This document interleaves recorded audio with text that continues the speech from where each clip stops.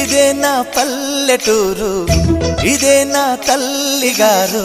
మా ఊరి పాడి పంట రాములోరి దీవెనంట. తల్లి గోదావరి నీళ్ళు కడిగే సీతమ్మ పాదాలు. ఊరంతా హాయ్ హాయ్ హాయ్, మనసంతా హాయ్ హాయ్ హాయ్. ఇదే నా పల్లెటూరు, ఇదే నా తల్లి గారు. మా ఊరి పాడి పంట రాములోరి దీవెనంట.